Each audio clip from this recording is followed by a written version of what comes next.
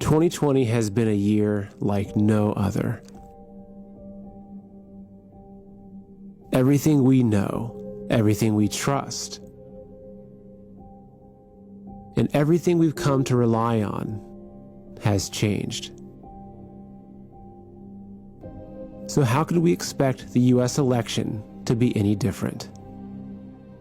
Mainstream media are telling us the race is over, Biden won, time to move on.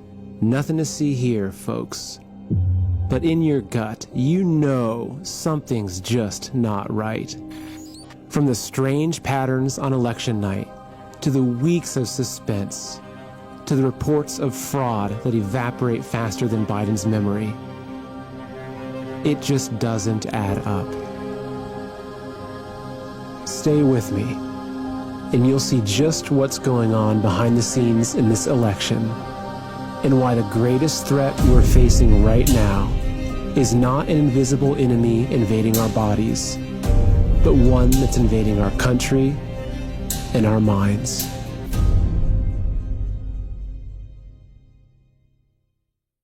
Welcome to Man in America. I'm your host, Seth Holhouse. Let me ask you, how do you know what's happening in the world right now? How do you know what's going on in this country, or even your city? I'm going to go out on a limb here and assume you probably turn to mainstream media, which includes social media. Perhaps you watch Tucker in the evenings, or read New York Times Sunday morning, or check Facebook on your lunch break. So how do you know what's going on in the US election? What did you think on election night when historically red states and battleground states were stalled, while blue states were immediately called for Biden? Or when Fox called Arizona with so many votes still out, of course, for Biden? And how about the late night ballot dumps that were somehow all for Biden? And the batches of pristine mail-in ballots also all for Biden? And then there were the burst water pipes, and the power outages, and the computer glitches, and issues with Sharpie pens, and lost USB drives that somehow all favored Biden. And then we have the hordes of dead voters, once again, all for Biden. The dead people really did vote for Biden. I fact-checked it. And what are the odds that all the last-minute changes to our election process and voting laws, in the name of COVID, also favored Biden? And how about all the counties with more votes than eligible voters, or where they got more mail-in ballots than they even sent out?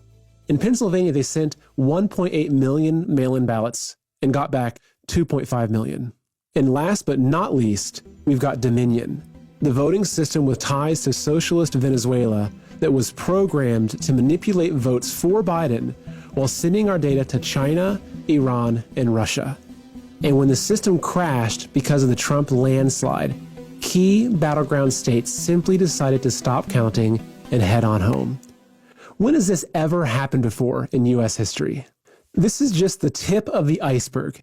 Every one of these reports should be serious grounds for investigation. Thousands of poll workers, postal workers, election officials, and honest Americans, both Republican and Democrat, have come forward with photos, videos, and firsthand stories affirmed by sworn affidavits documenting massive voter fraud. Social media has been flooded with them, yet mainstream media keeps asking, where's the evidence? Once everyone is gone, coast is clear, they are going to pull ballots out from underneath a table. Watch this table. Do you see the gentleman in the red? So he just pulled one out. So what are these ballots doing there, separate from all the other ballots? And why are they only counting them whenever the place is cleared out with no witnesses? Where's the evidence? I'm here with Elliot right now at his wedding, and we were taking the trash out, and I wanted to show you guys what we found in the trash can at St. Anne's, which is a polling place. Donald Trump. Donald Trump. Donald Trump. Donald Trump. Donald Trump. Trump. And there's more ballots in this trash can. Inside that trash. But we will say we did find one Biden. Where's the evidence? Can you calculate how much of a vote that accounted for Biden and how much for Trump? Close to 600,000. I think our figures are about 570 some odd thousand that all those spikes represent over time. For Biden? Correct. And how much for Trump? I think it was a little over 3,200. Now, hold on. Didn't they just drag us through a baseless 4-year witch hunt into Russian election interference over far less evidence? And isn't it their job to be digging for evidence? Wouldn't Nixon have gotten away with Watergate if the media didn't dig for evidence? Not only aren't they digging for it right now, but they're burying it in a giant game of whack-a-mole, along with their comrades over at Twitter, Facebook, and Google. Of course, they had their fact-checkers debunk everything first. These arbiters of truth who have more conflicts of interest than flavors of ice cream in Nancy Pelosi's freezer. Even President Trump's tweets are so-called fact-checked and censored, and his press conferences are interrupted and cut off.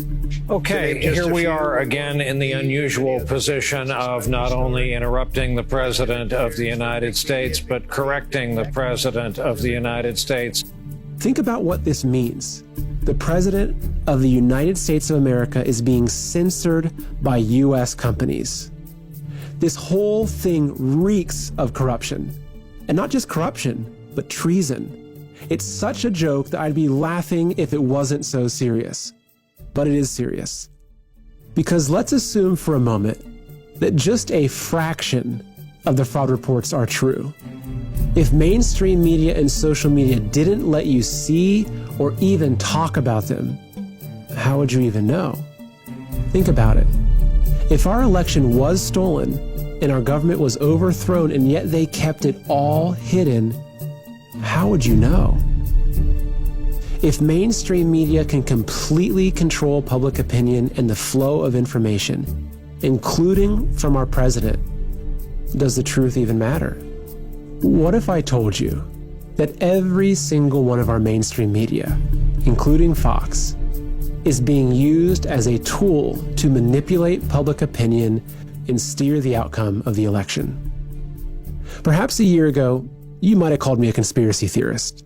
But considering we've all been living in the twilight zone lately, you're probably starting to realize that anything's possible. Just try to wrap your head around this. How did the media so accurately predict the long delays in counting votes and the red mirage before the blue wave? And why did they spend months downplaying the risks of mail-in ballots while sowing the seeds that Trump would claim voter fraud and refuse to concede? Did they have a crystal ball? Why did Hillary Clinton tell Biden not to concede under any circumstances all the way back in the summer? Joe Biden should not concede under any circumstances. Why did they spend the last 4 years using every possible tactic to undermine Trump's presidency in the most relentless smear campaign the world has ever seen? And why did every single mainstream media rush to coronate Biden and cement him into the public mind? Now do you understand why he told voters, "I don't need you to get me elected"? I don't need you to get me elected. It never mattered that he hid in his basement all summer. It never mattered that only 5 people turned out to his rallies. And it never mattered that he couldn't even string a sentence together. True international effort to pressure. It never mattered that the majority of Americans chose President Trump on November 3rd. And it doesn't matter that their fraud is more obvious than the stains on Monica Lewinsky's dress. Because when you control every single channel of information, nothing else matters. Right now, big media, big tech, big government, and even celebrities are blanketing us with the narrative that Biden won, while censoring all evidence of fraud and concealing the very real truth that our nation is facing its greatest threat since the American Revolution. Because as our founding fathers knew all too well, the moment we no longer have free speech and a free press to keep the government in check, we no longer have a democracy. I'm going to level with you now. Anyone who has escaped communist China, Russia, Cuba, or North Korea can see the writing on the wall. In 1963, the communist goals to overthrow the United States were entered into congressional record. They stated, capture one or both of the political parties, infiltrate the press, gain control of key positions in radio, TV, and motion pictures. After this election, it's pretty clear these goals have been achieved. And the more you look into it, the more you see that all roads lead to China, or more specifically, the Chinese Communist Party, the CCP. Guess who owns a massive chunk of Hollywood, including AMC theaters and legendary film studios? You got it, the CCP. Guess who pays millions of dollars to mainstream newspapers, including the Wall Street Journal and the New York Times, to publish their propaganda? The CCP. And guess who's given the Biden family billions of dollars? Yes, the CCP. Now do you see why Biden is the media's darling? On the contrary, who's been the biggest thorn in the CCP's side? Who stood up to their abusive trade policies and slapped them with billions of dollars in tariffs? Who dismantled their stranglehold on manufacturing and brought American factories and jobs back home? Who stopped the pillaging of U.S. intellectual property? Who put serious penalties in place for violating religious freedoms? And finally, who had the guts to call a spade and rightfully point a finger at the CCP for concealing a virus that has crippled our entire world? President Trump. Now do you understand why they hate him so much? They've been coming after America, coming after you and I for decades, and their plan was basically complete. That is, until President Trump got in their way. Right now, we're in a battle for our republic. The enemy is already inside the gates. Even those we thought we could trust have turned on us. They're not fighting with guns and bombs, no, but with words, ideas, and narratives. Because what they're fighting for are our minds. In 1956, communist leader Khrushchev said, "We will take America without firing a shot. We do not have to invade the U.S. We will destroy you from within." I hope you can see now that the invisible enemy is communism, and the most deadly virus is the Chinese Communist Party. It sneaks into a country through the vices of corrupt politicians, businessmen, and people with power and influence. It rips through cities and towns, bodies and minds, leaving no stone unturned, no soul untouched, and a trail of death and destruction in its wake. It sows its seeds by convincing us that lies are truth, evil is good, and hatred is love, that division is unity, and that our enemies are each other. Man versus woman, rich versus poor, black versus white, left versus right. It takes root when we feel helpless, afraid, and alone. It erases our history and slanders our forefathers, and teaches our children to hate themselves, their families, and their country. It ridicules our beliefs, undermines our values, and attacks our way of life. It even demands that we kneel down in shame. But we will not be ashamed. It can't pull the wool over our eyes anymore, because we know who we are. We fought to escape tyranny. We bled to end slavery. We revere the brave men who died to secure our freedom. We welcome people of all races and religions. We love our neighbors. We help the poor. We cherish our families. We work hard for what we have. We unite in times of hardship. We know good from evil and truth from lies. And we know that our rights don't come from the government, but from God. And we will fight to the death to protect those rights. The time ahead is critical. We, the people, need to call upon our president to defend us from enemies, foreign and domestic, and uphold his oath. For the time being, we still have free press and free speech at our fingertips. But if we don't grab hold of them now, we'll lose them forever. Independent, honest media companies like OAN, Newsmax, and the Epoch Times will guide us out of the darkness, while mainstream media will only drag us further down. It's time to stop giving them our money, our attention, and our minds. Unlike their Facebook pages, unsubscribe from their emails, unfollow them on Twitter, delete their apps, and stop visiting their websites.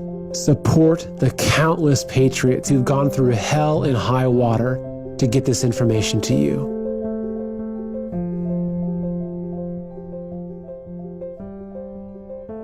Like their content, subscribe to their channels, share their videos, spread their message. Stop using Google search. Google is censoring every result and robbing you of your right to know the facts. Start using DuckDuckGo and compare them. You'll be shocked. Get off Twitter and Facebook and switch to Parler. Join millions of patriots who have already turned their backs on these toxic companies who dare silence our voices. Join the millions of patriots who are standing up and rallying across the country, demanding justice and rejecting communism. Our enemies snuck in during the night and tried to use the media to lull us to sleep while they stole our country. But instead, they awoke the sleeping giant. We see them for who they are now. And they'll never be able to fool us again. They tried to trigger a great reset, but instead, they triggered a great awakening. We will not look back 5 years from now and tell our children that we did nothing as our nation was stolen. We will tell them that we fought for and won our freedom just like our forefathers in 1776. America is the last bastion of freedom in the world. We are the only remaining threat to the CCP virus. If we fall, the world will fall. But we will not fall. It's time to stand with our founding fathers and to invoke the power of we the people and the power of God. We are the patriots.